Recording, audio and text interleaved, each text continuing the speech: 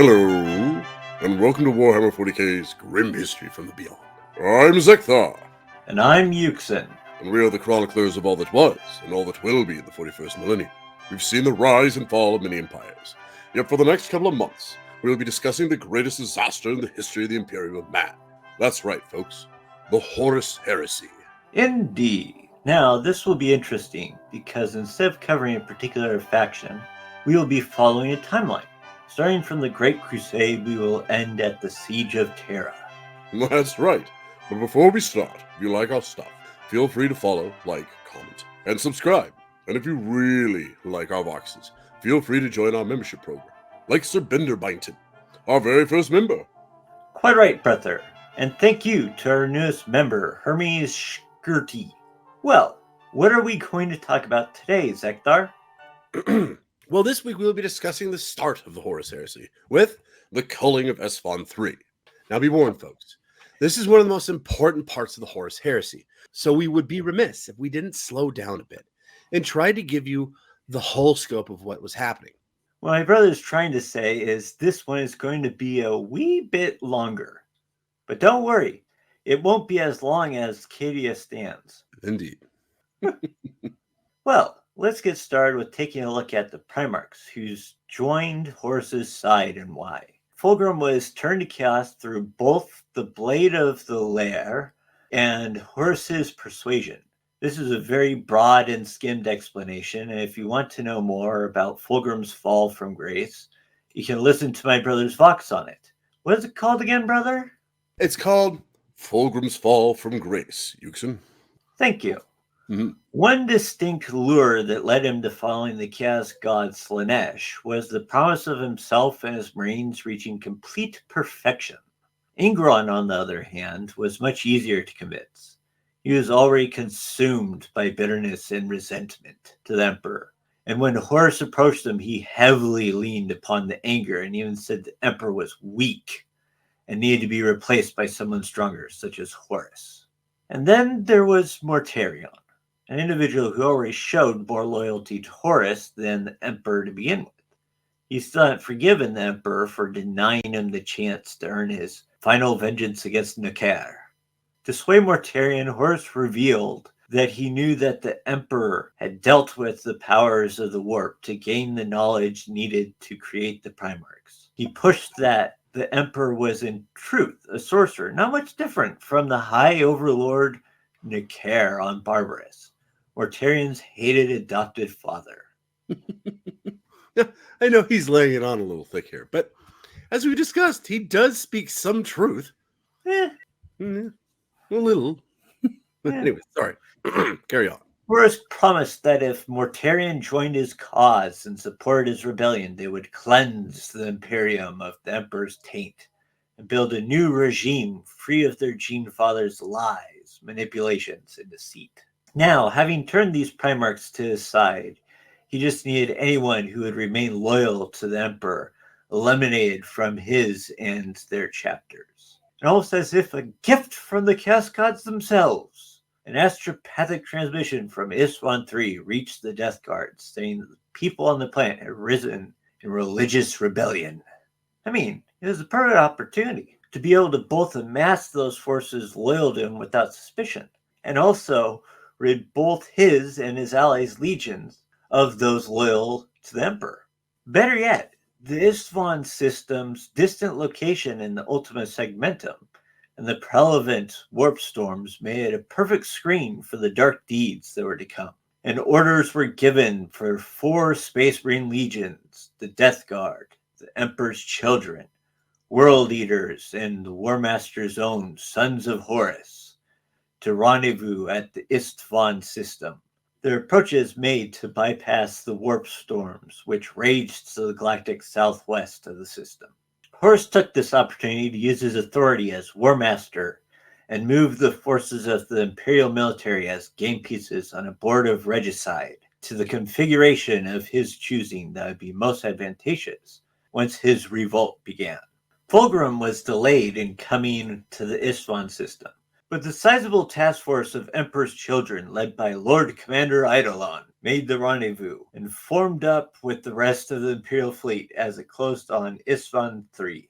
Horus's war host, therefore, consisted of the majority of his own legion, plus significant portions of Primarch Mortarion and Angron's legions, along with Eidolon's smaller Emperor's Children task force, along with 3 Primarchs in attendance, itself a rare event during the Great Crusade. This constituted one of the largest concentrations of Imperial military force seen since the Battle of the Pargoth Hith system against the Orcs of Charhak, almost a decade previously, comprising well over 200,000 Space Marines, although exact figures cannot be corroborated, alongside Titan support from the Legio Mortis, Legio Audax, and the Legio Vopa, and a number of auxiliary units. The accounts of what occurred next remain a matter of conjecture.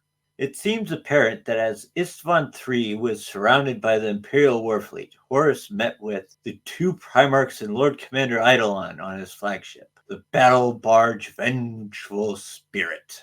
This was ostensibly done to formulate a strategy for the coming campaign, but it also seems to have been the case that the face-to-face meeting was for Horus to gauge his allies and prepare for the coming storm. It appears that as Horus had anticipated, Angron, Mortarion, and Eidolon, speaking for his absent master, had identified elements of their legions whose loyalty to the Emperor was unshakable, or who could not otherwise be trusted to follow the Warmaster's line once the rebellion began.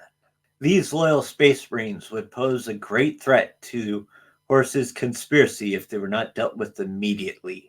And it appears that it was only at this moment that Horus revealed to his co-conspirators his shocking plan to rid their legions of these dissident factions.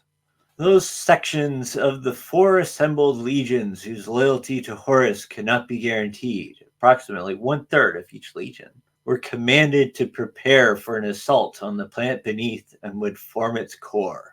The Warmaster's plan called for a primary strike conducted almost entirely by drop pod, with limited gunship and teleporter support, with only the Death Guard forces landing with any significant armored vehicle contingents in the first wave.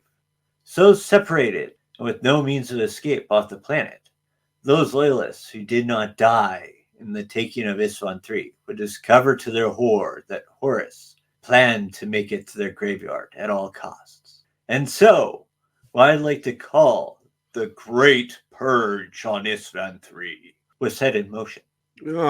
Excuse me, but why not call it the culling? I mean, culling and purging are almost the same thing. Well, to me, culling brings more to mind of getting rid of needless or unwanted excess of something, like on Terran 42, where they need to reduce an animal population because it's sort of taking over an area. In comparison, Purge gives that feeling of a drastic removal of internal problems in people. For example, in Terran 42, when the Spanish Inquisition and the Haitian Massacre occurred. Fair enough, brother. If people understand it as a purge rather than a culling, they will get the significance and truly evil change that Horus has made. Correct. This is the first time that Horus sets his course into the horrific act of the Horus heresy and becomes the monster we all know. But tell me, brother, how did he get the loyalists to play along? Well, now, to those who didn't know of Horus's plan, it was business as usual. Istvaan III was rebelling against the Imperium, and while it was slightly strange that 4 expedition fleets led by 3 Primarchs were organized to put it down, it wasn't unheard of. Istvaan III was a hive city with billions of rebels, and while many, such as Garviel Loken, thought the now-named Sons of Horus could have taken care of it themselves, it was made clear by the Warmaster that he wanted to make an example of the planet. You know, the whole fire and brimstone, so others beware what happens when they betray the Emperor and his son, the Warmaster. The plan was as follows. For the assault on the sprawling proto-hive city of Coral City, Istvaan III's political and cultural capital, 4 primary target zones have been identified which house the seat of government and presumably where the traitor Vardis Prawl might be located. This would be the focus of the Emperor's children's attack. It was in the plazas which adjoined the palace and formed the principal arterial intersections of the city's transport network that resistance was likely to manifest quickly. And this was the target of the World Eaters to first seize and then spread beyond. The western fortification wall with its imperial built bastions and the bunker network they protected were to be the target of the Death Guard's assault, with the goal of either eradicating or boxing in the rebel garrison forces they contained. The final and perhaps most difficult target was located in the east of the city, a vast and ancient complex of tomb spires, shrines, and temples known by the indigenous people as the Siren's Hold. Given the assumed religious forces animating the rebellion and their psyker witches known as the War Singers also encountered an Istvaan extremis, the Siren Hold, too, was afforded the status of primary target, and the Sons of Horus were assigned to attack with orders to destroy everything and everyone they found within. A score of secondary targets to be hit in the first wave were also identified, including the Coral City starport and several prominent infrastructural complexes that numerous smaller Imperial splinter forces were assigned to take or destroy. Yet, while this all seemed fairly well planned, before the launch of the invasion, a few were suspicious of what was really going on. Now, personally, I don't think anybody truly understood the gravity of what was about to take place to the Loyalists. Yet a few knew that there was something fishy going on. Two of these fine folks were Garviel Loken and Tarek Targadon, and they were highly suspicious of Erebus. I wonder why. First of all, it's Erebus. He already looks creepy and suspicious as all get out with all his tattoos. Which, by the way, is the book of Lorgar. He has that tattooed on his head. Let's also take into factor that he was the only word bearer there. Only one people from the chapter. Yeah, that isn't suspicious at all. Well, not only that, but he'd been around, Garviel long enough anyways. And remember, Garviel's a smart fella. So he'd been around long enough, he's just like, I don't like this guy. I think that's why Erebus actually bounces around as much as he does, is because people start to figure out that he's just kind of, a douche. Well, that plus he has the Book of Lorgar, which people who know anything about that, they already know that it contains sorcery. What? Another suspicious hint there. No, Yuksen. The Book of Lorgar is actually the origins, anyways, of the Imperial cult. No, it's what but Lorgar wrote. Through using it, those people have cast sorcery. Oh, my bad. I was thinking of the other book that Lorgar penned, which was the Lectitio Divinatus.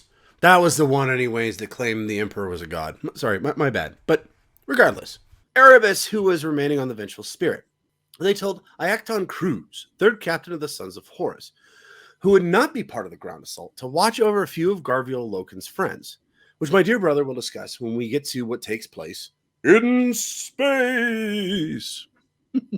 Wasn't it just Loken who talked to him about it? Yes. Garviel Loken's was the one who talked to Iacton Cruz, but he'd also talked to Tarek Targadon, and they both, anyways, thought something was going on. So they were very much, anyways, in lockstep of, watch your back, if that makes sense. Yeah. Okay. But regardless, when the assault began, the first assault wave showered Istvaan III with an iron rain of drop pods, which smashed into the Coral City like hammer blows, while strategic lance strikes from the orbital fleet hit ground targets across the surface of Istvaan III, ensuring total air superiority for the Space Marine legions. Resistance was heavy, far heavier than the initial invasion that had brought the world into initial Imperial compliance. But against such a force as the Space Marines now unleashed against the world, it proved ultimately futile. Against the walls and trenchworks of the western fortification line, the Death Guard implacably hammered home their attack against troops that had once been loyal to Terra but were now half insane, self-mutilated devotees of Slaanesh. They were armed with the Imperial weapons taken from the garrison stores, their trench lines anchored with mortar nests and emplaced autocannons, set up with interlocking fields of fire within the lethality of the Officio Militaris' expertise. Although reeling from the initial assault, the traitors met the Astartes with basilisks and Malkador heavy tanks, which rumbled up from concealed emplacements beneath the ground. But Mortarian's legion was made of sturdy stuff, and came down right within the cordon of fire, so the Estevanians' artillery was left firing blind and overshooting the drop zones. With shells bursting around them, the Death Guard moved in relentlessly.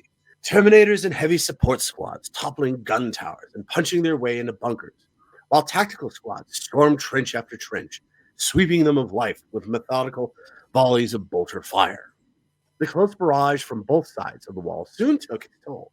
Before long, the great bastions were left in smoking ruins, their fate sealed as a maniple of titans from the Legio Mortis made earth-shaking groundfall to the west of the city and unleashed the awesome destructive force of their turbo blasters and Gatling cannons against the wall, pulverizing battlements and causing granite to fall like molten wax. The battle for Percentor's palace and its environs was a chaotic slaughter. The World Eaters attacked en masse via drop pod assaults, striking first as they smashed into the open plazas like a meteor storm, leaving the vast stonework colonnades and terraces of shattered wasteland.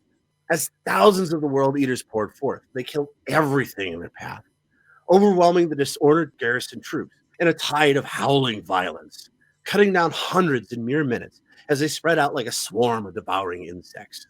As the din of carnage engulfed the city center, a disordered roar born of countless screams, battle cries, thunderous bolter shots, and the growl of uncounted chain blades hacking into flesh echoed through the Precentor's palace. Rebuilt by the imperial military archetypes to be both an imposing symbol of the imperial authority and the last redoubt in case of a civil insurrection, the Precentor's palace stood as a tried and tested place of military architecture designed to resist, if not defy, orbital bombardment.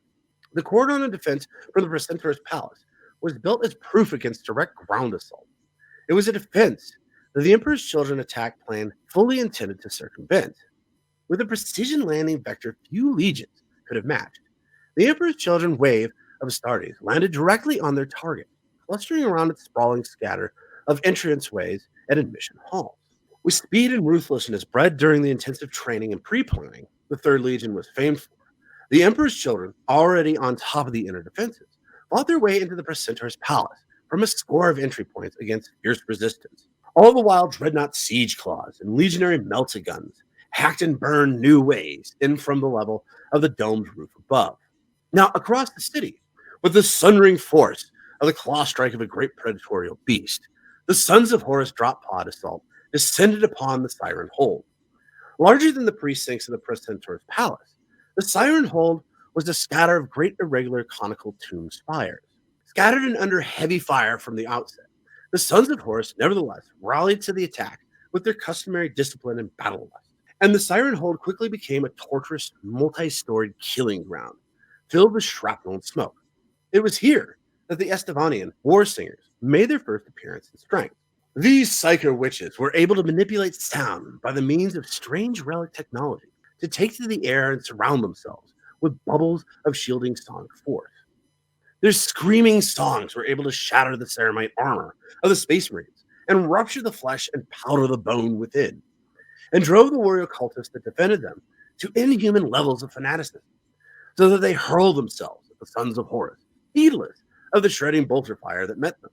As the battle was fully joined, the death toll mounted staggeringly as a great cacophony of howling sound engulfed the coral city, drowning out even the din and roar of battle. An unnatural scream that tore at the brain and sent the people of Istvaan III into shuddering paroxysms of uncontrolled hatred. It was an auditory barrage that only the Space Marines' willpower and Anosyn's baffled armor allowed them to resist and fight on, regardless of the strange assault. Due to this outcry, the World Eaters found themselves surrounded in the plaza by a sea of slaughter. Whatever dark power drove the terrified populace suddenly drove them forwards towards their attackers, heedless of their lives as they came at the World Eaters, first in dozens, then in the hundreds and thousands, unarmed and unarmored. The screaming, laughing human waves recklessly came to Angron's already blood-spattered warriors to die, and the World Eaters were keen to oblige. As wave after wave came at the World Eaters, they were pushed back by the simple, overwhelming weight of human numbers.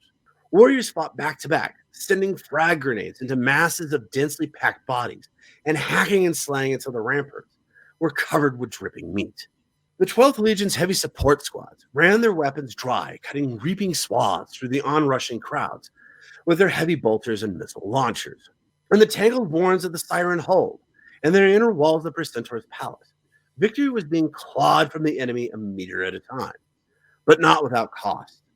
The unnatural psyker powers of the war singers slew many before they were brought down, and the elite warriors of the rebellion's inner sanctum were encountered, surgically modified and mutilated, clad in black vitrified armor, and bearing strange and hitherto unknown relic weapons that spat killing blasts of sound or darts of liquid metal. Deep within the tomb spires, the sons of Horus Spearhead, under the command of Senior Captain Garviel Loken, fought their way into a strange corpse-filled shrine of foul idolatry, later named Death's Tomb, and slew the war singers there. While at roughly the same time, although having suffered heavy casualties, a small group of the Emperor's children, under the command of the famed swordsman Captain Lucius, fought their way into Varda's Prahl's throne room and confronted the traitor. Prahl, armored in twisted Baroque splendor and wielding strange psychosonic weaponry, was indeed the master of this strange and arcane cult rebellion. But even his augmented might was not enough to best Captain Lucius, who slew him in desperate battle. Regardless of whether Prahl's death served to cut the head of the serpent, or if the destruction of the vile shrine at the center of the Siren Hold was its cause, the strange cacophony that held sway over the city collapsed with Prahl's death, and with it the power that had maintained the Estivanians' resistance was ended. Within hours, the rebellion was in tatters, and all the invasion forces' objectives secured, and tens of thousands of the enemy dead in the wake of the assault. The victorious Space Marines were jubilant. Their victory hard won and well-deserved, but unbeknownst to them, disaster was about to strike. Now, before we continue on, brother, with what you will be discussing, what takes place in space, I have a question that I've been puzzling about for some time. What's that? Oh, it's actually pretty simple. Why did Horus put together such a great plan to conquer the planet when he was simply just trying to get rid of the loyalists? There is a whole lot of sense to me. Two reasons I can think of. Either one would be pride. Okay. And what do you then mean the by other that? would be to further prove and demonstrate in front of those who he was expecting to follow him that he is the person who should be in charge. Okay, that makes a little bit of sense. But what do you mean by pride, brother? Just pride at being the best at what he is. So, okay, that doesn't make any sense to me. Because if he's truly prideful anyways, and the concept was that, yes, I'm the best that is at this anyways, he'd be far more logistical. I mean, think of how many shells anyways he was sponged. successfully prideful. Just saying, I don't know about that one. But I can see what you're talking about, though, with that second point. I'll give you quotes on that one. That does make sense. But to me, personally, if I was leading this horrific betrayal, I'd probably be trying to use as little weaponry as possible. Does that make sense? Right. Yeah. I would be trying to use, quite frankly, I'd be trying to use the rebels anyways to wean out as much of them as possible and then, just drop from space. But anyways, tell us what's happening in space, brother. I can't remember where that came from, actually. It was from a Terran 42. I think, you know what it was? I think it was from the Terran 42 show. Nothing in space. The puppet show, the Muppets. Oh. The Muppets Pigs in Space. Space. Yes, Pigs in Space. Which actually kind of works for Horus, in my opinion, but sorry. What was happening in space, brother? You calling him a pig now? Well, shortly after the battle for the Coral City had turned in the Space Marines' favor, all communications with the orbiting Imperial fleet had ceased, and the Titans of the Legio Mortis began a silent and implacable withdrawal beyond the city walls into the empty plains beyond.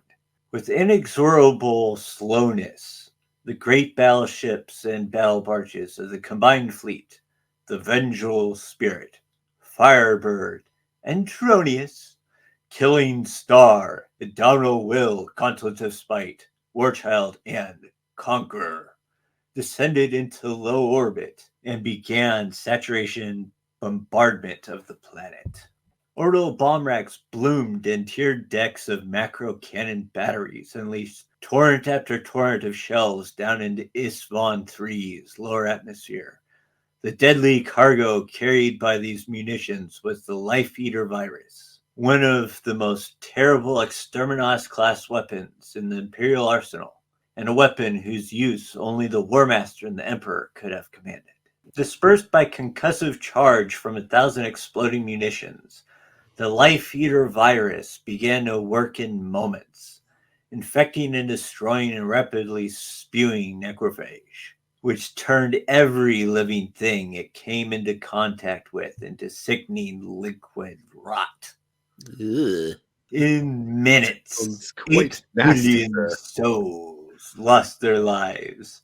The wide plains and jungles collapsed into cankerous decay, while the oceans turned to greenish sludge. Ugh. Istvaan III died. The psychic shock of so many deaths at one time shrieked through the warp, briefly obscuring even the constant shining pulse of the Stromnicon.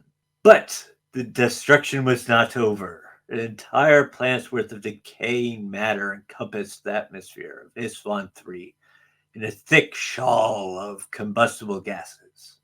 All it took was a single burning lance strike from the vengeful spirit to set the planet aflame. In a second, the air itself caught light, ripping across the landscape in a marvelous howling maelstrom of fire and noise. Entire continents were laid bare, their landscapes seared to bare rock, their decayed populations vaporized in seconds as winds of fire swept across the surface in a deadly gale of blazing destruction. Seas exploded as gas lines went up, blazing towers of fire whipping up madly in the deadly firestorm. Nothing could survive, and flesh, stone, and metal were vitrified or melted into unimaginable temperatures. Entire sprawls of the buildings collapsed, the bodies of their former occupants reduced to ash and waste on the wind. Palaces of marble and industrial heartlands destroyed in gigantic mushroom clouds as the storm of flame swept around Istvaan III's with relentless, mindless destruction until it seemed as though the entire globe was ablaze. Those Astartes who had survived the initial viral attack, finding airtight shelter, found themselves consumed in flames as they desperately sought to find cover once more. But against this firestorm, there could be no cover for those who dared to brave the elements. The time that goes of the recoil had faded on the Warmaster's flagship. Billions had died, and Istvaan III had become a dead planet.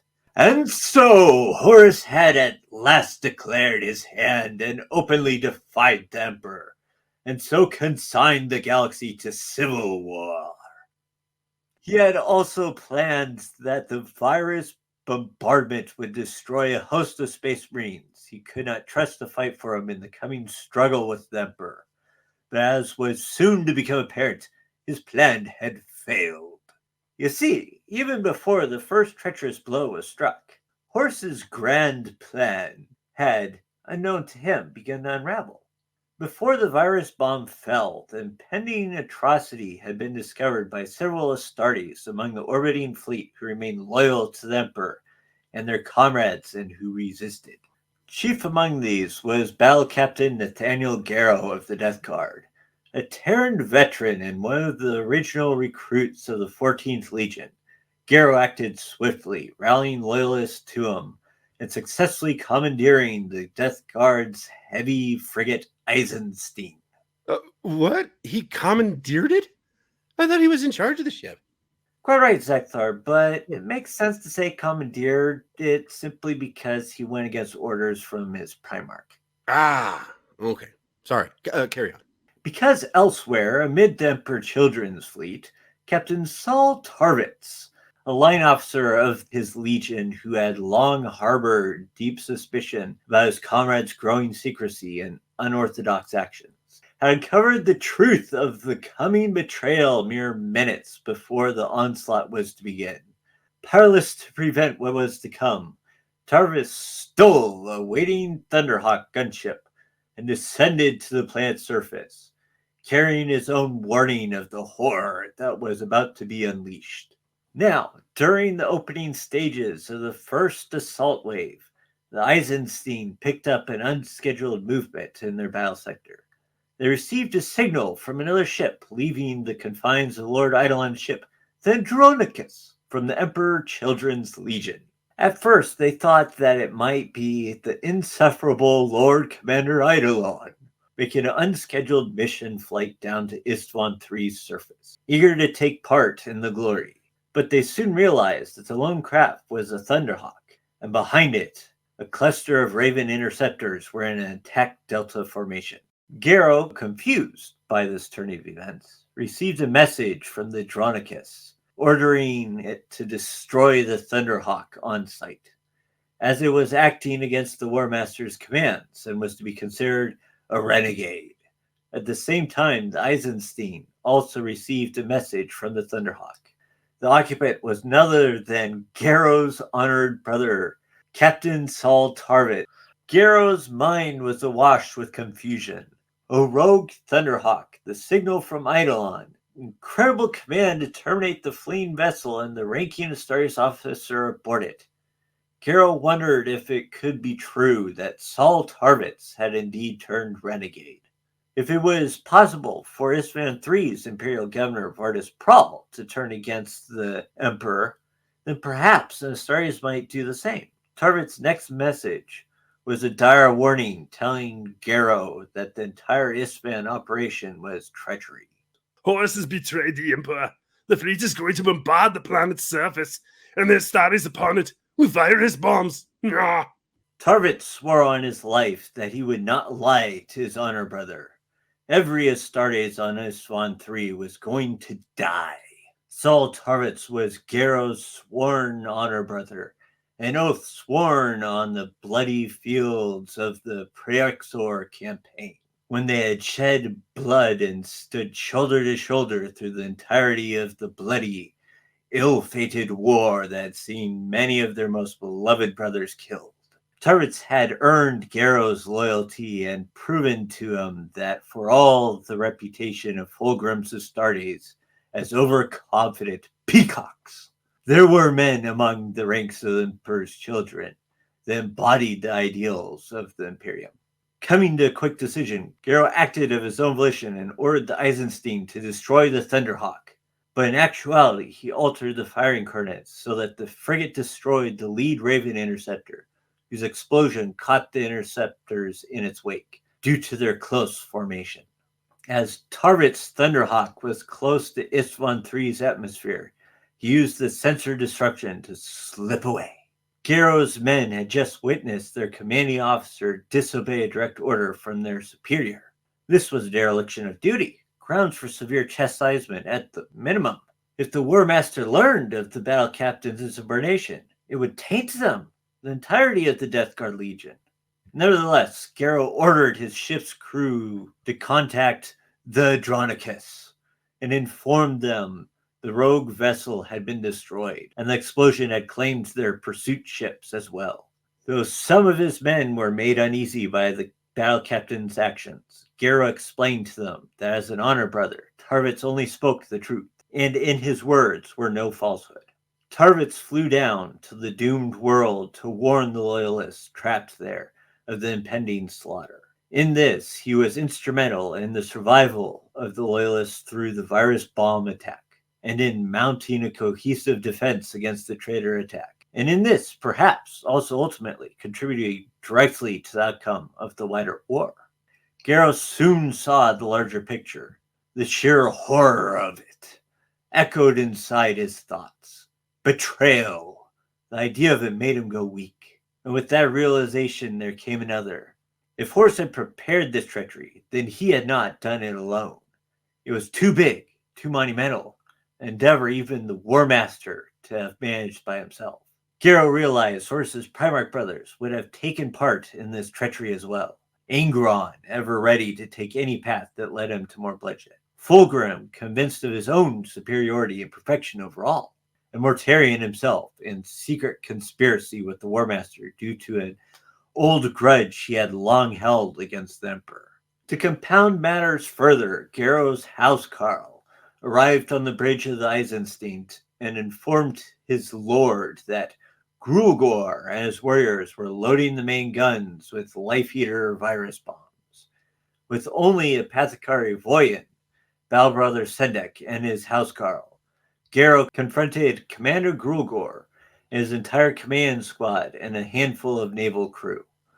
When confronted by Garrow, Commander Grulgor made a seditious announcement explaining that the Emperor had abandoned them, leaving the Legion behind so that he could flee back to Garrow's precious Terra.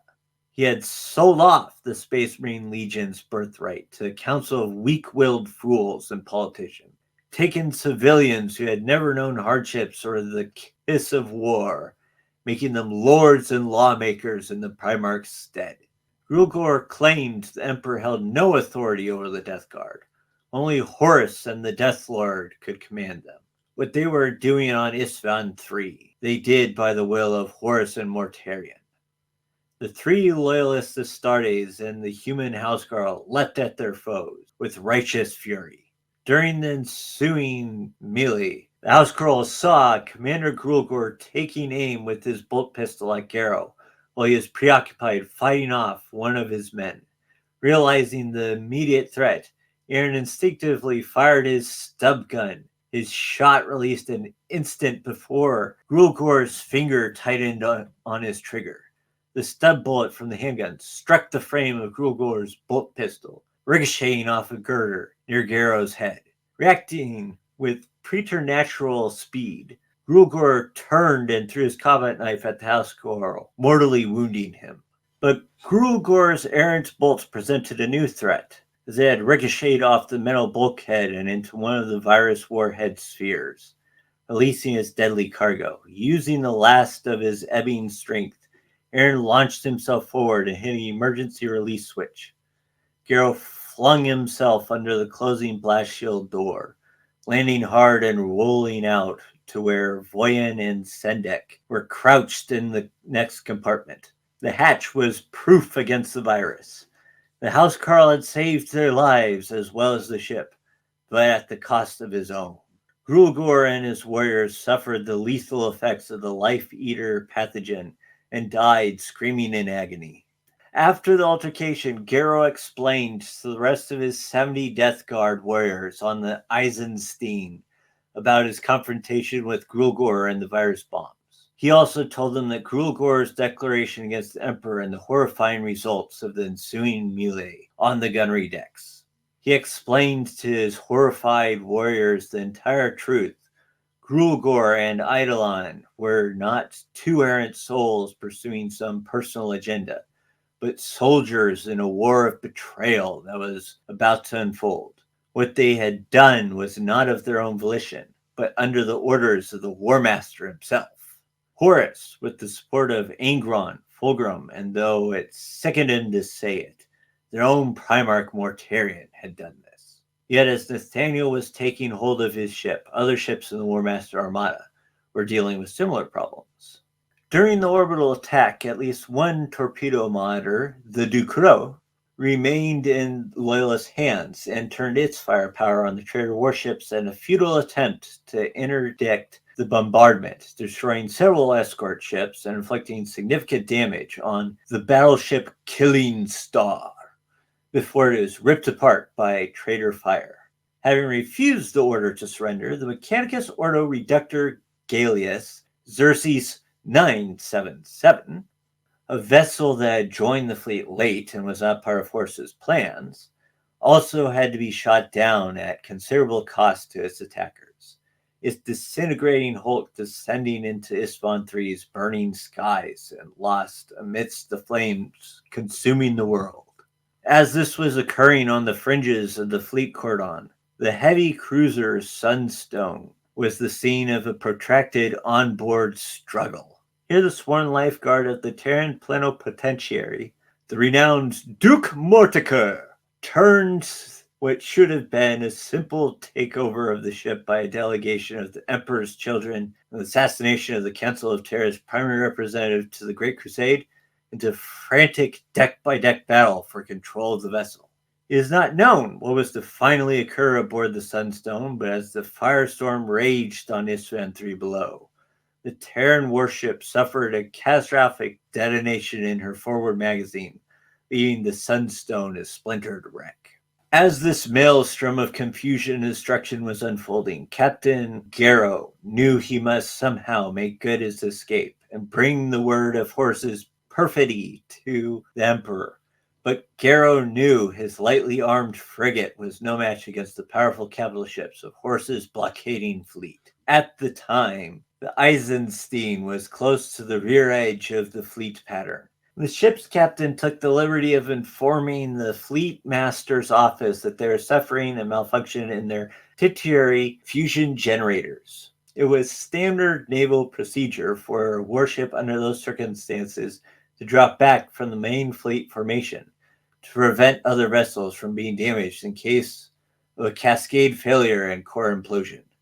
But the loyalists knew that the ruse would not last for long, for they would be undone the moment they fired their main engines. Realizing something was amiss, Death Guard First Captain Callus Typhon, in the command of the Death Guard battleship Terminus Est, moved to intercept the small frigate when he had received no word from his usually boisterous subordinate, Commander Ignatius Grulgor, who had been slain by the loyalists aboard the Eisenstein. Typhon gave chase as the Eisenstein attempted to evade the guns of his formidable vessel. The frigate sustained severe damage from the Terminus Est's massive guns as it sped past. The crippled warship limped away from Istvaan III. It was severely damaged and all of its astropaths had perished in the firefight, and the loyalist lone navigator was mortally wounded. The ship was incapable of interstellar communication and had little chance of successfully navigating its way across the Imperium to Terra, but Garrow ordered the vessel to make a blind warp jump in order to save the lives of everyone aboard. The Eisenstein managed to break free of the trader fleet and escape at maximum thrust, managing an emergency translation to warp space that allowed it to flee the Istvaan system, its fate uncertain for its pursuers. This single act of heroic defiance was to alter the course of all that was to follow, but it would not be the only reversal of fortune the traitors were to suffer. Very well chronicled, brother. But tell me something. What was the fate of Iacton and the friends of Garviel Loken, such as Euphrates Keeler and Kyril Cinderman? Well, Euphrates Keeler actually became like basically the first living saint by protecting Kyril Cinderman, and then later protecting him and a couple of other people from being shot when someone assassinated. She is considered basically the first living saint, right? Yes. Yeah. Okay. Good. Would you like me to tell this part, or? Yes, please. Well, so we didn't mention this, but Euphrates Keeler was well, you probably surmised this anyways, because she was a friend of Garviel Loken, was on the Vengeful Spirit as this great betrayal took place. And ironically, Iacton ended up saving both Euphrates and Kyril. One other person, right? I think there were a couple others. Their name is. Yeah, I can't remember their names either. But he ends up saving them because all the people, anyways, all of the press, that's the best way of describing them, were all put in this one room, and they literally were surrounded by Space Marines, and the Space Marines just pulled out their bolters and murdered everybody. So very egotistical moment, by the way. Was that? Very egotistical moment, I have to say, on Horus's part. Why? He's like, let me show you what war is like. Now that you see it, I will kill you all. It's like, why didn't you just kill them all when you just got them all together to begin with?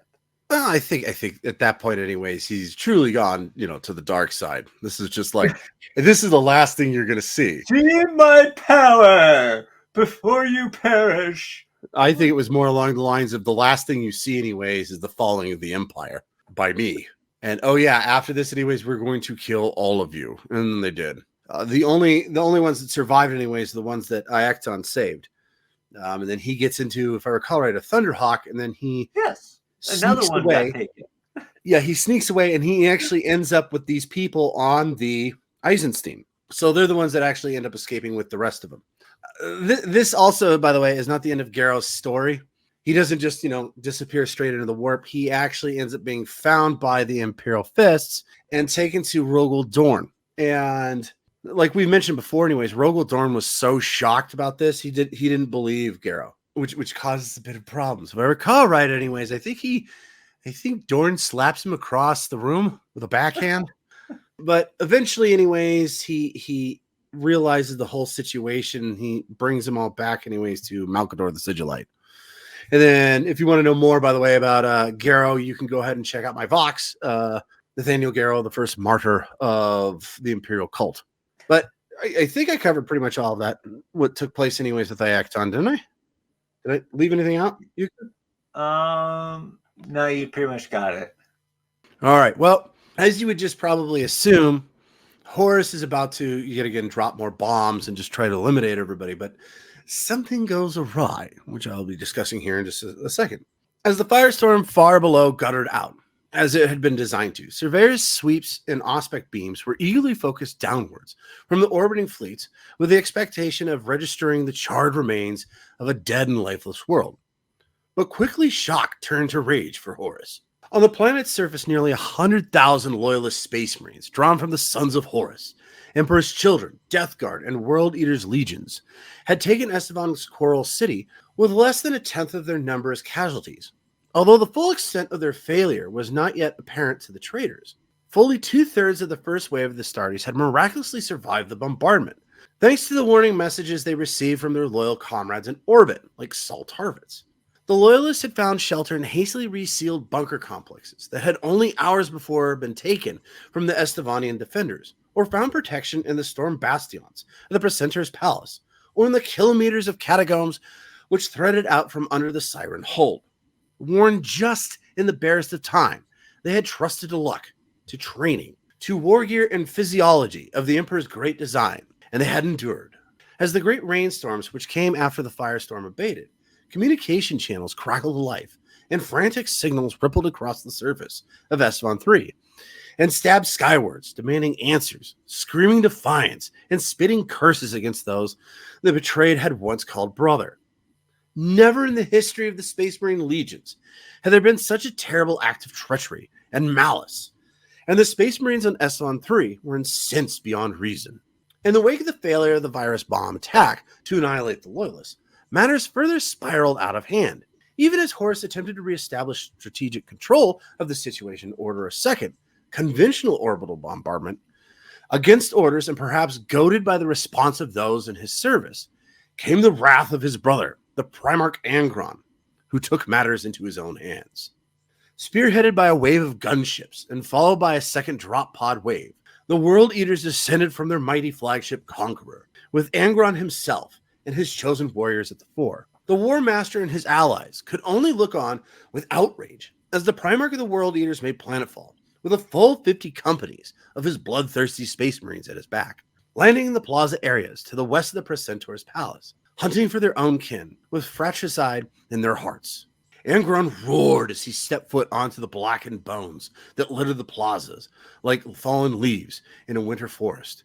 His great chain axes, Gorefather and Gorechild, screaming in anticipation of the slaughter to come. His challenge was quickly met as storms of weapons fire licked out from the shattered cityscape to find him, but he strode through it heedlessly, like a monster of dark myth made flesh. Behind him, his World Eaters formed up in a great arrowhead of pale ceramite and glittering metal, eager for the slaughter to come. Inevitably, from the line of shattered ruins that edged the plazas, their loyalist brothers came, no less World Eaters, no less consumed by rage. A rage now fueled to greater heights than they had ever known by the bile of tasted treason. Captain Erlin led them, a warrior whose tally of victories had been long in the service of the bloody creature he now faced. With him were a force of loyalist space marines, some 2,000 strong, a corps of World Eaters who had sheltered with their commander in nearby garrison bunkers, the rest of their legion contingent scattered far and wide across the cityscape. For Arlen and his men, the truth had been almost too terrible to face. And here and now, confronted by 2.5 times their number of those they had once called brother, and the Primarch to whom they had pledged their lives, all sent against them. It was simply too much. A homicidal madness overtook them, and they determined to drag down as many of their former battle brothers into death as they could claw and cut the life from. Both sides charged headlong at each other. Without tactics, without reason, they charged into the arms of death, crashing against each other like competing waves of force. In moments, hundreds were slain as superhuman matched spite and fury against superhuman. Arlen was overwhelmed by dozens of World Eaters and dismembered, still spitting curses at those who he had once called brother, while charging traitor dreadnoughts exploded in converging furnace heat of multiple meltablasts, showering shrapnel and flame across the battle lines. In the carnage that ensued, a truth that was to become a bitter reality for years to come sprung fully formed into the reckoning of war. When Astartes fought Astartes, the usual imperial logic of battle, of superiority of force, of an enemy's morale broken, a belligerence weighed and found wanting, no longer applied. Instead, matched in power and weapons, armor and skill, and above all, in the unshakable resolve to fight. The result was an appalling stalemate of expended force and savage attrition. Battle would now be characterized by superhuman bodies, hacked and blasted until they could take no more, weapons emptied in wrath, and battle plate pulverized by not one blow, but a scores counting before its wearer succumbed, but succumbed with the foe's blood on their hands as well. This would be a war in which no victor would escape the battle unscathed. In the slaughter of Coral City's plaza, where 7,000 World Eaters smashed and butchered each other in a frenzy of violence, it would be the traitors' number which finally turned the tide. That and the presence of their bloody lord. Angron was a machine made for killing, an unstoppable engine which sent torn bodies and shredded limbs tumbling away in looping arcs of crimson blood and spraying sparks of rent metal. He careened like a thunderbolt back and forth through the clashing press of armored bodies, destroying everything that stood against him, shrugging off blade strokes and bolter shell strikes as if they were mere bites of insects, roaring his challenges and calling out the names of the worthy dead his axes reaped. The killing continued until there was none left to kill, and the ravaged victors, their once white and blue armor now a gory red, stood amid a morass of shattered bodies, the filth of blood and clotted bone ash around them like a spreading stain across the world. Upon viewing the horror that had been wrought, Angron is said to have explained, "It is well done." He then ordered his World Eaters to spread out through the city and seek more survivors to kill. So began the true bloodshed of the First Interlegionary War, the first battle in the Imperium's history when its greatest defenders, the Space Marines, turned upon themselves in battle without quarter asked or given. Such was the shocking betrayal, the pain and price of treachery so great that there could be no respite or relenting in such a battle, only bitter hatred and bloody vengeance. Yet, back in space, the Warmaster was furious with Angron's disobedience and disruption of his carefully laid plan to eliminate the Loyalists with minimum casualties. In retrospect, it is clear to see that the invidious position the World Eater's Primarch had placed Horus in. He could have continued with his preparations for a second orbital bombardment and carried it out, firing both on the Loyalists and Angron to punish him. But that at best would see the World Eater's fleet turn on Horus's allies and start a second civil conflict the Warmaster could ill afford, and at worst, leave Angron alive and an enemy. No, there were far too many Loyalists left on the surface to leave the World Eaters, and if they were not attacked soon, they would become dug in and organized, and therefore infinitely more dangerous. While orbital bombardment was no longer a viable option, Horus was committed to the fight and now had to forge victory from disorder. So it was that Horus had no choice but to back Angron's headlong assault, and the general order to prepare for ground attack was given across the traitor fleet.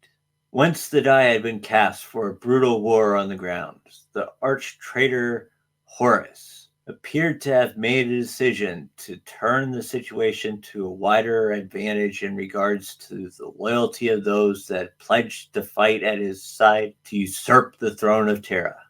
rather than utilize a single legion to press the attack to the Loyalists' destruction and spare his forces intact for later battles. He chose instead to employ each and every division as command to some degree in turn.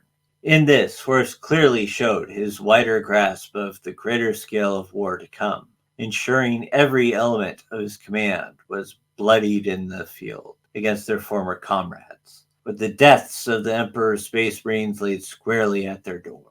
With this pact sealed in blood, there could be no going back for those who had turned against the Emperor, and no forgiveness. Only final victory or death. The Emperor's children under the Lord Commander Eidolon were next to deploy, no doubt smarting over the actions of the loyalist Saul Tarvitz and King to redeem themselves in the eyes of the Warmaster. With typical precision and exacting patterns of deployment, the traitor Emperor's children selected a scorched flat area that had once been an open market and a park a few kilometers south of the precentor's palace for their staging area. No sooner had Eidolon's task force dismounted their conveyors than he ordered his forces to immediately advance in column formation to the precentor's palace, with the intention of taking it by storm and overwhelming what he clearly assumed would be a disorganized and broken group of survivors. Meanwhile, further World Eater support forces started to land, preparing for a lengthy battle of attrition, while Death Guard and Sons of Horus gunships began to conduct recon sweeps to the northwest and south of the Coral City, respectively, searching for loyalist survivors amidst the still burning ruins, firing on targets of opportunity and dropping off seeker squads and outriders to hunt down isolated groups of loyalists, still reeling from the planet-killing attack. Within hours, however, it became clear that this would be no simple mopping-up operation for the superior traitor forces. Now, Eidolon's column found the precentor's palace staunchly and expertly defended by the loyalist Imperial Children's forces, who Eidolon had arrogantly underestimated. Instead of succeeding in a storm assault, his column came under heavy fire and was blocked from even reaching the palace walls and forced to retreat, leaving dozens of damaged and wrecked vehicles in its wake.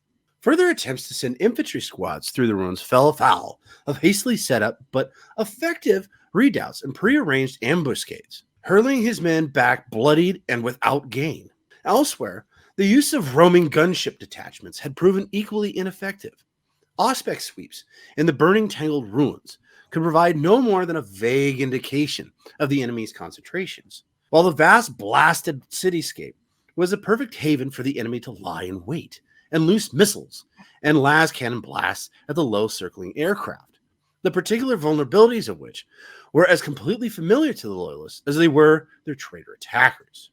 Worse, one of the Sons of Horus Storm Eagle returning to the bay of its mothership, the strike cruiser Minotaur, after displaying the proper codes, had conducted a suicide attack inside the launch bay, voxing its attention to avenge the blood of Terra, before ramming itself into a line of rearming gunships, las cannon blazing, wreaking carnage, and killing a full company of Horus legionnaires in the process.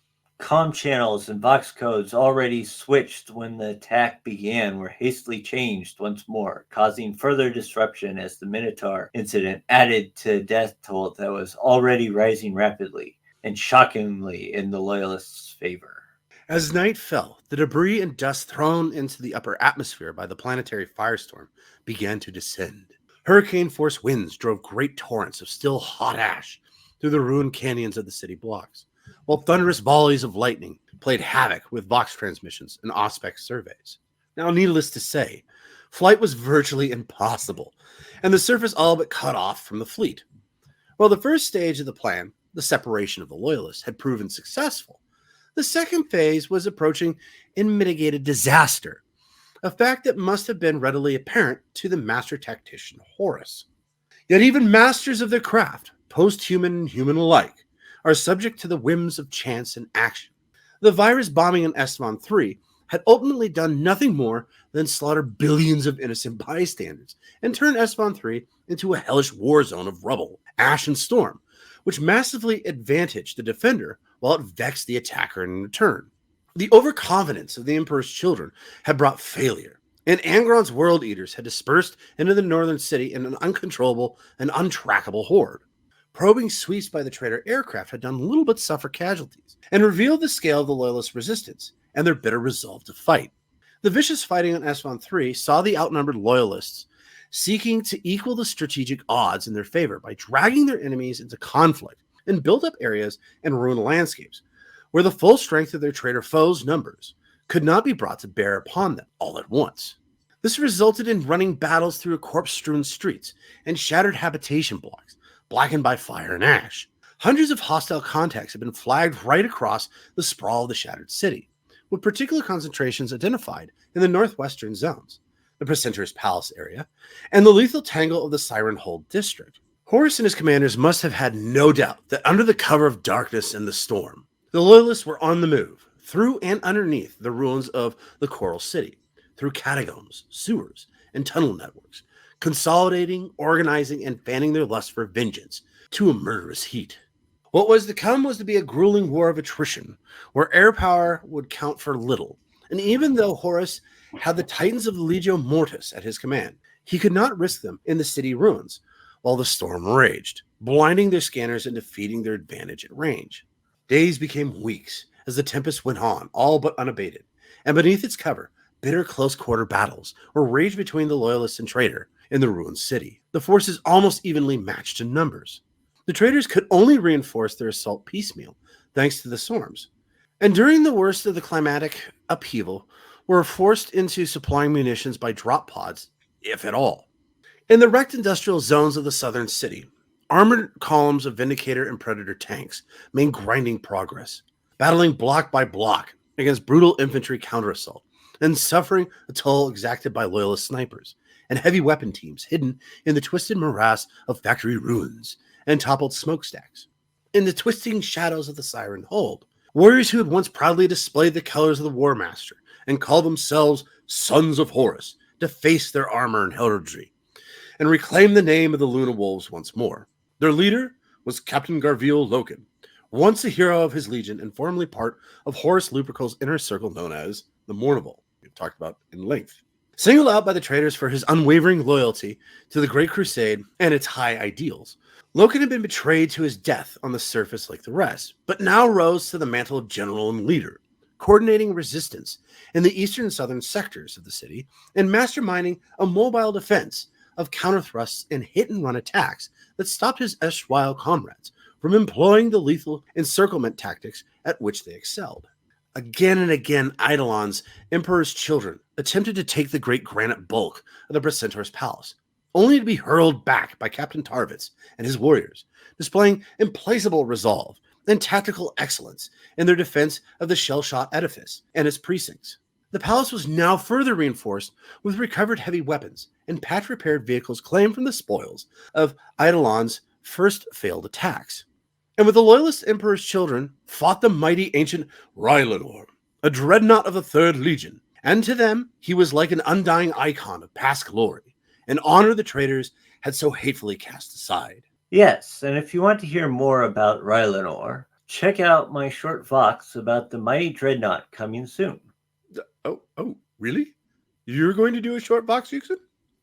Well, as most of you fine folks know, Zeckthar normally does the short voxes. Yet my brother was far too busy with other heroes and villains of the Horus Heresy to talk about Rylanor. Yet I thought he was too great not to talk about him. So I figured I would do a short vox about the Machine Man. I hope I'm not stepping on your toes with this one, brother. Oh, no, not at all. Very well, folks. Tune into Yuksen's Vox in the coming weeks about Rylanor the Unyielding. My thanks, brother, but we must press on. Indeed. Where was I? Yes. The traitors' attacks against the palace were further blunted by the need to guard their own flanks in the dust and darkness as roving war bands of world eaters, mostly loyalists, but some perhaps merely uncaring of their allies' lives, attack from ruins and rubble, slaying and plundering arms and munition before being cut down by disciplined fire or disappearing victorious back into the darkness. To the northwest, the Death Guard loyalists faced the direst situation of the battle. Although heavily dug into the Istvaan III bunker networks, trench lines, and screening city walls, and well supplied with arms and munitions, taken from the underground vaults of the planetary defense armories, they were caught between the wrath of two implacable foes. From the inner city came Angron and his World Eaters, hammering again and again against their defenses, hacking their way into tunnel networks, heedless of the casualties taken in the breach, and leaving everyone within a red ruin of flesh and shattered ceramite. Beyond the city wall, Mortarion, as implacable and relentless as death itself, had braved the storm and landed the great relic assault ship, Omen, amid the howling gales, showing far more respect for the foe he faced than the traitor Emperor's children had. Mortarion had the Omen's turret guns sweep and ground clear, smashing the nearby trench network and bunkers flat so they could provide no hiding place for the Loyalist ambush before unleashing its cargo. In defiance of the hurricane and the darkness, the Death Guard marched forth in ordered ranks, accompanied by the Legion's behemoths of war, including Spartan heavy assault transports and Fellblade and Typhon super heavy tanks. The traitors then began their systematic and relentless attack, with the Reaper Primarch marching slowly at their head, grimly counting the slain. Nearly 2 full solar months had passed on the dead hulk of Istvaan III, when at last the great thunderstorms began to wane sufficiently for the traitors to recommence significant landings and reinforcements and munition once more. And the months had seen the attacking forces bled for each city block and kilometer of rubble they took, and rough estimates put the death toll as high as 20,000 on the Loyalist side, and perhaps twice as many of the attackers had been slain. Loyalist resistance still commanded the Precinctor Palace despite the best efforts of the Emperor's children and the World Eaters to take it by storm, while Loken's Luna Wolf still dominated the sector that surrounded the Sirens' hold as their killing ground.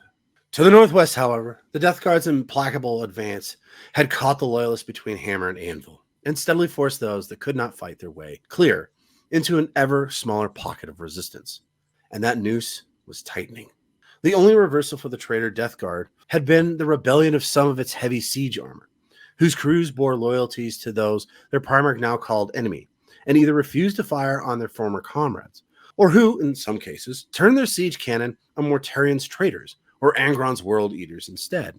The traitor and loyalist became lost in a maelstrom of battle, firing on friend and foe alike. The traitor Death Guard, Marshal Daruk Rosk, and his command squad were slain to a man by the loyalist Chrysos Morturg's destroyer squad, and the Death Guard Primarch himself is said to have suffered hurt, burned by plasma fire from a Predator tank in his own Legion's livery, before he and his Deathshroud bodyguard hacked it to pieces.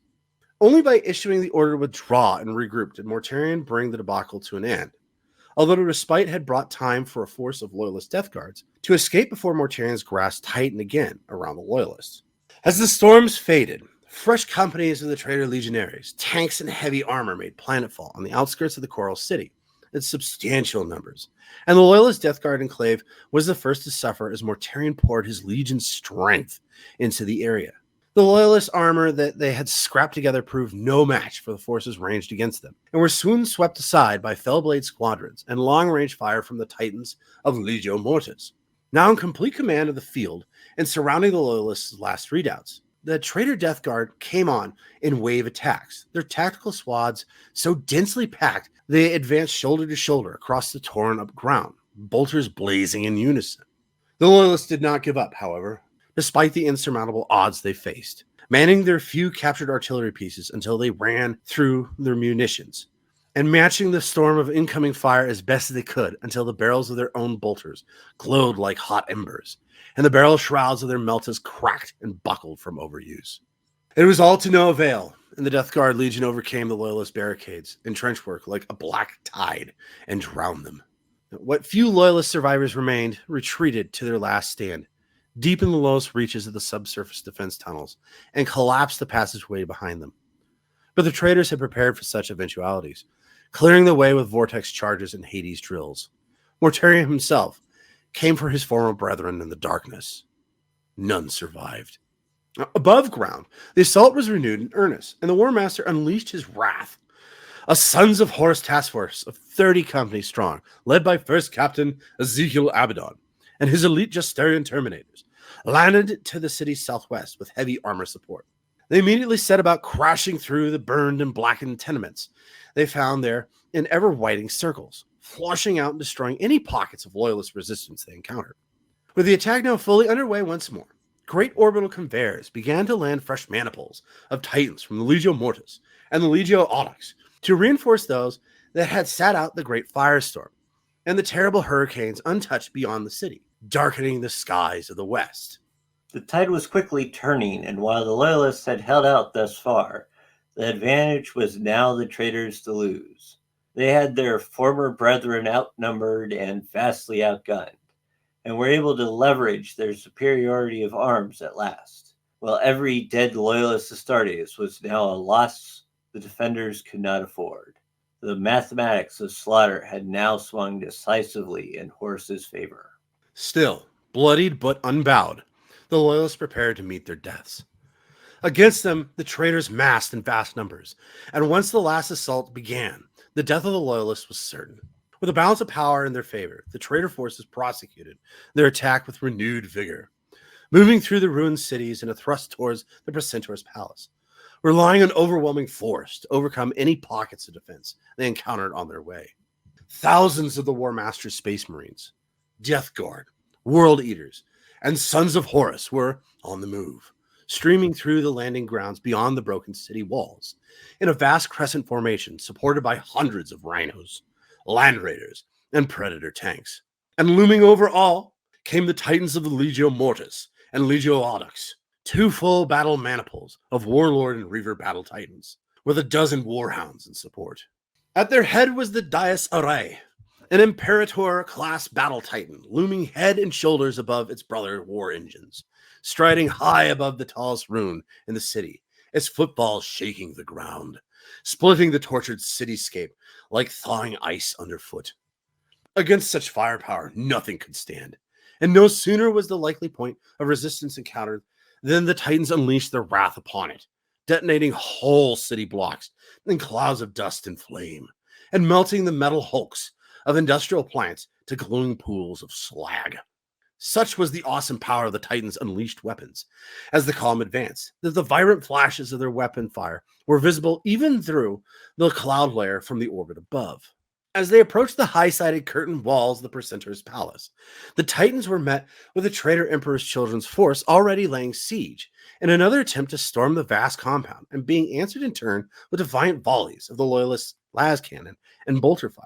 The princeps of the Legio Mortis had clear orders and cared nothing for which of the forces were loyal or traitor. With a single deafening blast of their war sirens, the only warning they gave Eidolon's command, the Titans opened fire. The curtained walls of the Precentor's palace had been constructed by the Mechanicum siege engine seers to withstand the fury of a world risen up in revolt. And while they had done well so far defending the Loyalists, the jig was up. Volcano cannons roared, and turbo laser destructor clusters spat arcs of searing light, and the battlefield was engulfed in a bellowing fog of blackened smoke and roaring flames. Into the darkness the gargantuan war machines, like wrathful primordial gods, armored in sable and deep crimson, poured their combined fury, and the Space Marine legionnaires around them could do nothing more than hold back from the fearful display and wait for the storm to pass. When the deafening barrage ceased at last, and tumbling dust settled over the attackers like a fall of gray-black snow, the destruction the Titans' weapons had visited was revealed. The great curtained wall facing them was gone, and a jagged spill of smoldering debris was left in its place. Now, beyond the broken walls, the great dome that covered the inner precinct had crumbled and fallen, and the towers and manses within were toppled and crushed like broken toys. The Titans howled again in triumph, and this time were answered from the massing packs of the World Eaters as Angron bellowed the order to charge. All that remained for the Loyalist survivors trapped in the ruins was to sell their lives as dearly as they might. During the long, drawn-out war of attrition, the Loyalist Emperor's children, Captain Lucius, came to resent his friend Captain Tarvitz's role in their success against the enemy and the respect he commanded from the other Loyalist Astartes. With deceit in his heart, Lucius contacted Lord Commander Eidolon and promised to deliver targets and break the Loyalist defenses for the Warmaster. In return, he wanted to be accepted back into the good graces of the corrupted Third Legion. Eidolon accepted the Sword Master's proposal. In an act of the basest betrayal, Lucius slaughtered a group of 30 Astartes who were defending the Loyalist lines to open a way for the traitors' final assault against their former brethren. Lucius succeeded in this assassination with the aid of Captain Solomon Demeter of the Second Company of the Emperor's Children, who had also remained a Loyalist and realized too late that Lucius had tricked him into attacking a group of fellow Loyalists. Ah, yes, Lucius. Another piece of work. Lucius slew the wounded Demeter after he realized with horror the full extent of his mistake and Lucius's betrayal. With his place restored in the ranks of the traitors, Lucius then challenged Tarvis to a one-on-one duel to finally determine who was the better warrior. Tarvis emerged the victor, but Lucius fled the battle and returned to the arms of his traitor legion, having fulfilled his side of the bargain. As the main traitor attack column was storming the broken holdfast of the Precentor's palace, in the northern and southern sectors further assaults were taking place to break the back of the Loyalist resistance and hunt down the scattered survivors in the ruins. Against Captain Loken and his Lunawolves, their former brothers, the Sons of Horus, under the command of Ezekiel Abaddon, mounted their own attack in force, under explicit instructions to return victorious, or not return at all. Mounting their attacks from multiple directions at once, the Siren Hold came under attack from land and air. Castius assault rams smashed into the upper tomb spires, along with flights of jump pack-equipped assault squads descending from the gunship troop bays to take the heights where the gun emplacements and sniper roosts of the Lunawolves had been set up in defense. At ground level, the cityscape trembled before a cluster of armored spearhead formations. Heavy Spartan and Land Raider tanks smashed a path through rubble piles and barricades alike. The foremost painted not in the sea verdigris of the Sons of Horus, but the night black and tarnished bronze of the Legion's first company Justerian elite. The tank spearheads smashed their way into the tangled cemeteries, soaking up the returning fire that flared up to meet them, and punching through shrines and toppling statuary with blasts of las cannon fire in return. The spoiler squads, eager for blood, chain blades revving and grenades primed, ran headlong in streams out from the wake of the tanks, dodging and weaving towards the defenders' positions, marking them out by the muzzle flash of their enemies' weapons, heedless of their own fallen. The Lunawolves lacked nothing for courage in the face of their hateful foe, but they were hopelessly outnumbered and outgunned, and their ammunition reserves were low. Some sought to fight free and scatter if they could, for on this day survival itself was a great victory against fearful odds. Others, some injured, cut off, or simply too tired and bitter in spite to retreat, stood their ground before the onslaught and brought time for their brothers with their lives, firing to the last bolt shell and the last drop of their blood as the Justerian Terminators stormed the barricades of broken marble and tomb sepulchres, smashing aside stone cerements with power fist blows and raining hails of bolt shot and blazing plasma on the last few holdouts within. The Siren's Hold fell within an hour, but hundreds had escaped, and First Captain Abaddon, victory ashen in his mouth, stalked the ruins, hurling insults and threats of death at those who had failed to close the trap in time. Regaining his composure, he ordered his forces to break up and search the city while he set the Dark Mechanicum and his own destroyer squads the task of running down any that had fled below. Soon canisters of burning phosphex were being emptied into the air vents and catacombs that ran below the Siren's Hold, while covens of Devonite witches and chaos cultists used their own dark arts to hunt the wastes and rubble for the living. During the subsequent manhunt for loyal survivors, Abaddon and Horus Axmon confronted Captain Loken and Tark Targadon in the ruins of a burned-out building somewhere in the ruins of the Coral City. In the subsequent battle, little Horus defeated and slew Tark Targadon in single combat in the blasted ruins of that planet's former capital, while Loken fought bravely against Abaddon, but was eventually critically wounded and lay helpless in the subsequent final orbital bombardment of the planet by the Warmaster's fleet, which would bring the resistance of the Loyalists to its end. Now, time waits for neither mortal nor Primarch, and though the Loyalists had been defeated and cast into a role of the hunted on Istvaan III, the last remnants stubbornly refused destruction, and the price Horus had paid in warriors and weapons to achieve the deed was heavy. The lingering shreds of the Loyalist forces on Istvaan III had no chance of escaping, and its total extermination was now no longer a luxury the Warmaster could afford. At last, Fulgrim, Primarch of the Emperor's children, had rejoined him, but the news he bore was unsettling. Time was no longer on Horus's side. New plans needed to be laid and acted upon with haste if the Emperor were not to discover that Horus and his allies were moving against him. The time for forging allies in his treachery was over. The time to act was now, or else risk losing everything. With bitter bile, the Warmaster ordered a retreat from the surface of Istvaan III, leaving a cemetery in his wake, charging Fulgrim and Mortarion to drag Angron from the surface, if need be. In departing, Horus ordered the guns of the vengeful spirit turned once more upon the carcass of the Coral City, not with the virus weapons, but conventional warheads, and pulverized its ruins flat before leaving Istvaan III, a corpse cinder, in the wake of the traitor's progress. Yet, for Horus, the next goal of his campaign to become the new master of mankind lay not in a distant system, or even yet on Terra itself, but at Istvaan V, and the bloody harvest he would reap anew there, which we will discuss next week.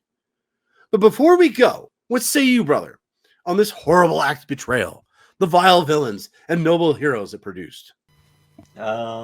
My question is why didn't they try to string up Angron sooner? Pardon?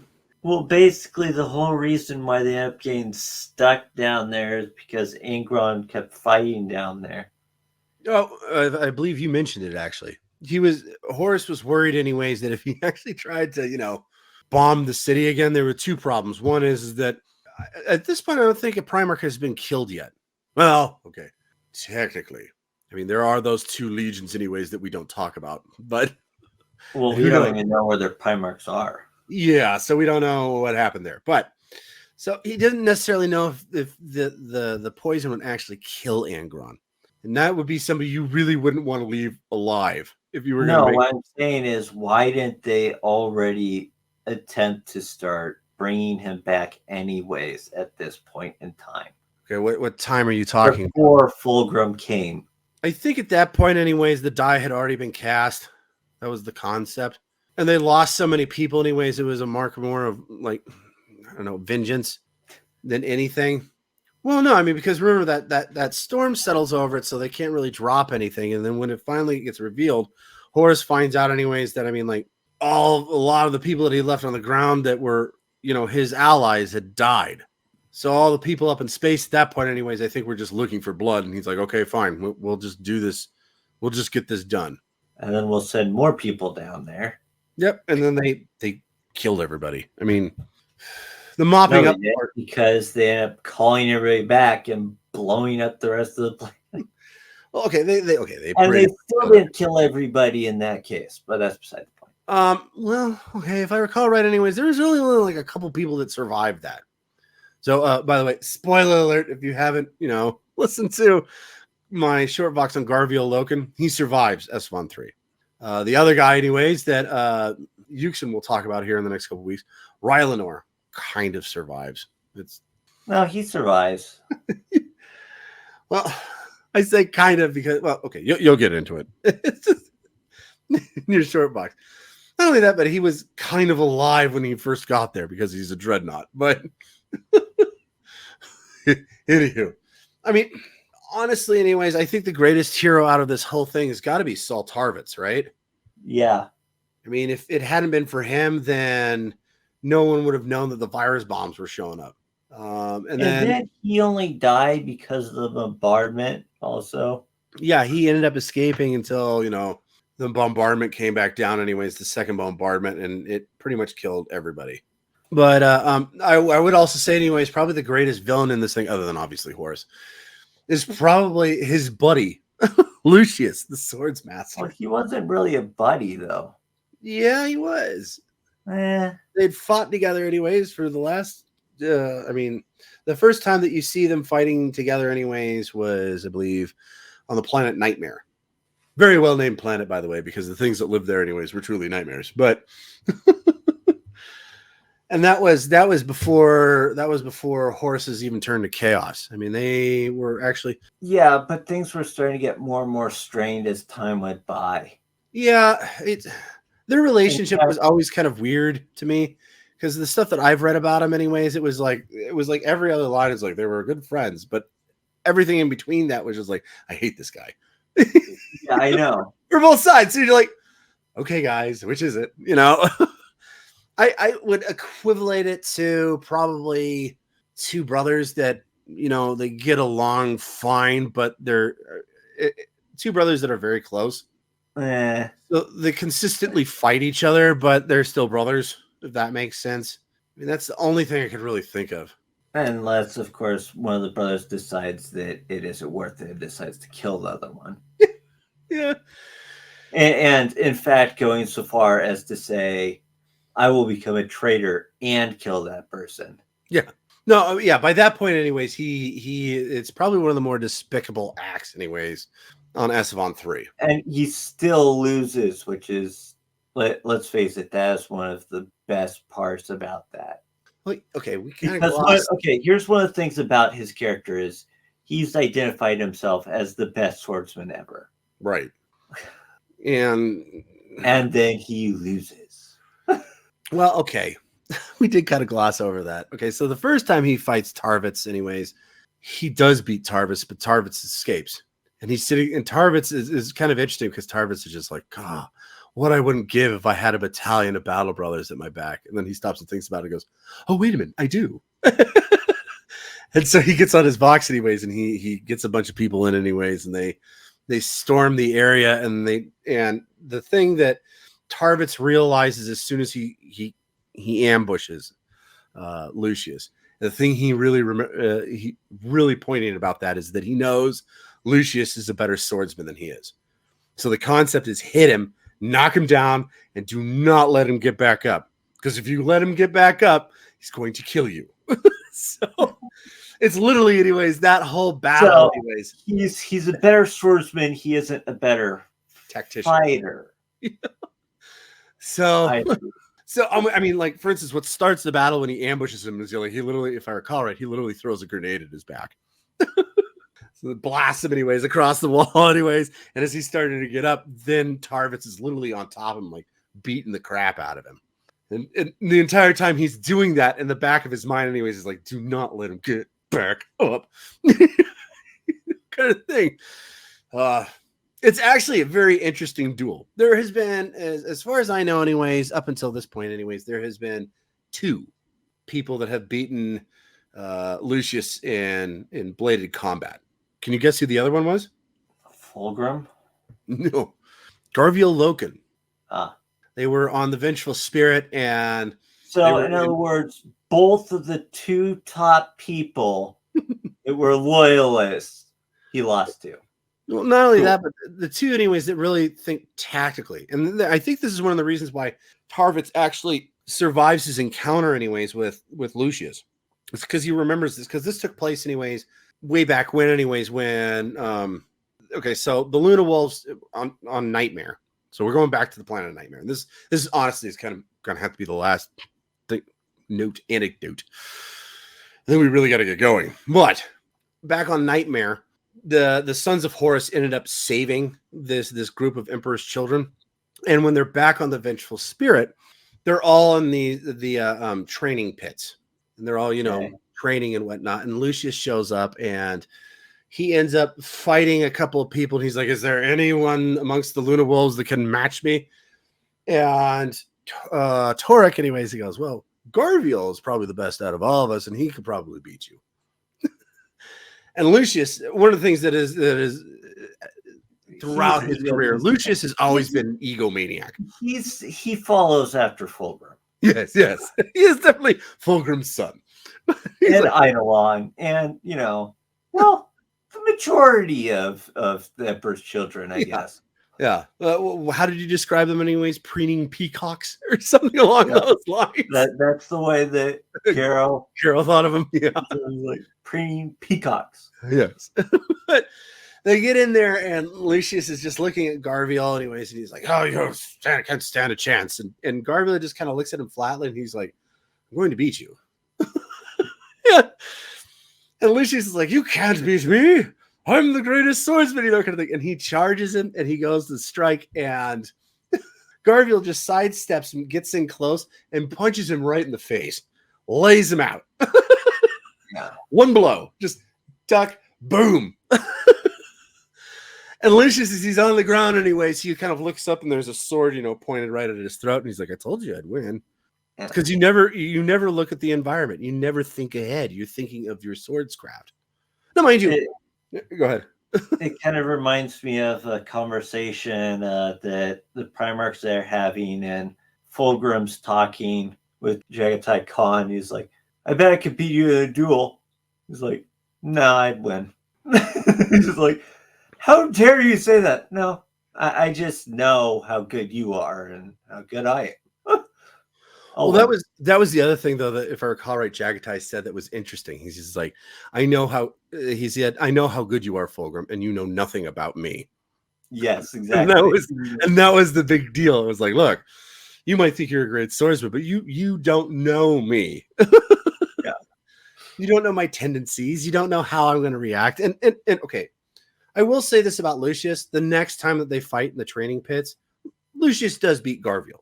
And even Garviel is just like, yeah, you're going to beat me. I know that you're a better swordsman. It's just that I understand the environment more. That's really what it boils down. It's like, okay, you may have better technique, but you don't have surroundings, or tactical mindset, maybe is the best way to put it. It's kind of like if you took on Terran 42 and you took a mixed martial artist, like an MMA fighter, and you put him up against a Navy SEAL. All right. Okay. In that ring with those rules, the MMA fighter is probably going to beat the SEAL. In the real world, on the other hand, no. Yeah. SEAL realizes there is only one rule, and it's a very important one, and that is simply to win. Well, I think that'll do it anyways, unless you've got anything else to say, brother, about the Purge of Istvaan III. Yeah, that's about it. Okay. Well, folks, as Yuksen just said it, that be it for this week.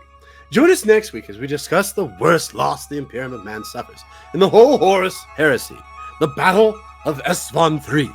Don't you mean 5? What? Oh, quite right, brother. My bad. The Battle of Istvaan V. Thank you all for listening, and I hope you enjoyed this box. Feel free to like, follow, subscribe, and comment. And don't forget to check out the shop. We got some cool stuff there, like clothes, pillows, and hats.